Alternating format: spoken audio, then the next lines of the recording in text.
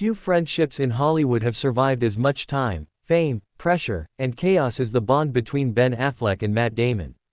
Before awards, billion-dollar movies, and red carpets, they were just two kids from Boston chasing a dream, sharing apartments, rejection letters, and late-night conversations about a future that felt impossibly far away. And yet, more than 30 years later, here they are, still laughing, still working together, still telling the same stories, including the one moment that nearly ended everything. Their biggest fight. A fight that didn't involve yelling, betrayal, or rivalry, but an acorn that sent Matt Damon to the hospital. It sounds ridiculous now, but it perfectly captures who they were before Hollywood polished them into icons. The story takes us back to the early 1990s on the set of School Ties. Ben and Matt were barely out of their teens, surrounded by a group of young actors who would later become stars in their own right.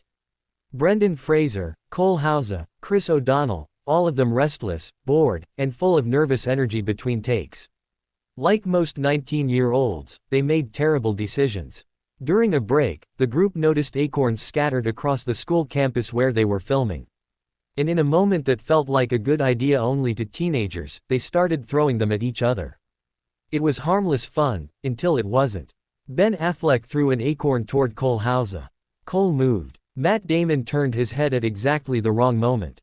The acorn hit him directly in the eye. There was no time to blink. No time to react. Just pain. Matt Damon collapsed, and suddenly the joke was over. Crew members rushed in, and it became clear that this was serious enough to require immediate medical attention. Damon was taken to the hospital, where doctors decided he needed to wear an eye patch for several days. For a young actor trying to build credibility, it was terrifying. For Ben Affleck, it was worse. At that moment, he was convinced his career was finished.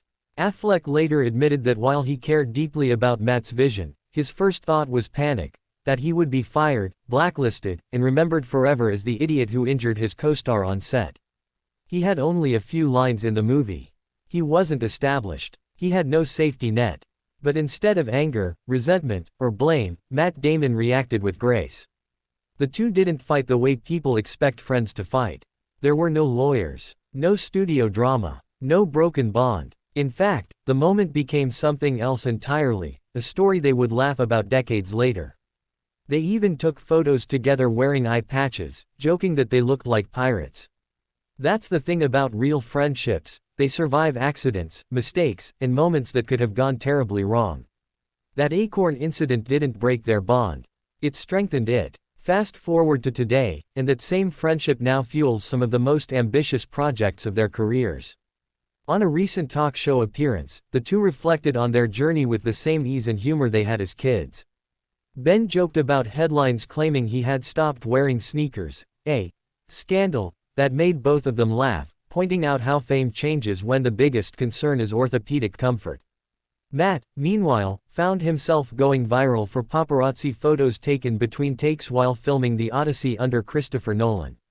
Photos that made the internet declare him ripped, even though, as Damon explained, he was actually walking carefully across jagged shells on a freezing beach.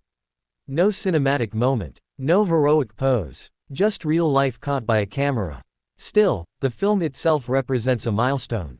According to Damon, working with Christopher Nolan on The Odyssey was the pinnacle of his entire career. Every day felt harder than any project he had ever done. Every location would have been the most difficult set on any other movie. Storms were created with massive jet engines. Boats cracked. Warriors plunged into freezing water. It wasn't green screens or shortcuts, it was old-school filmmaking, epic and unforgiving. Ben Affleck even visited the set, a rare honor, as Nolan allowed almost no visitors during the intense 6-month shoot. Affleck brought his children, who were fascinated by the mythology, the scale, and the seriousness of the production. It reminded Ben of the movies that made him fall in love with cinema, the David Lean epics, the kind of filmmaking where everything happens in front of the camera, not inside a computer. But as much as The Odyssey represents cinematic ambition, The Rip represents something even deeper. A return to collaboration. A return to trust. In The Rip, Affleck and Damon starred together in a tense crime thriller inspired by real events involving Miami's tactical narcotics team. The story centers on a police unit that raids a house expecting to find a modest amount of cash, only to discover over $20 million hidden in the walls. And the twist: they have to count every dollar on sight. As word spreads, danger closes in, and the team begins to suspect that one of their own might be corrupt. Loyalties fracture. Temptation takes over. And the question becomes simple but devastating: who can you trust? The film isn't just about crime. It's about human nature. About what happens when ordinary people are faced with extraordinary temptation. To prepare, the cast worked closely with real officers, not just as advisors but as on-screen participants. Real cops stood next to actors in scenes, lending authenticity that can't be faked. And behind the scenes, the rip reflects something else Ben and Matt believe deeply in: fairness. Through their company, Artists' Equity, they've created a model that ensures not just stars and executives benefit from success, but crew members too. Painters, camera operators, set designers, everyone shares in the reward when a project succeeds. Because filmmaking, to them, is still what it was when they were kids. A team effort. A shared dream. Watching Ben Affleck and Matt Damon today, it's impossible not to feel the weight of time. Not in a sad way, but in a meaningful one. They've seen trends rise and fall.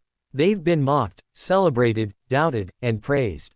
And yet, they're still here. Still telling stories. Still laughing about acorns. Still showing the world that real friendship doesn't fade under pressure, it deepens.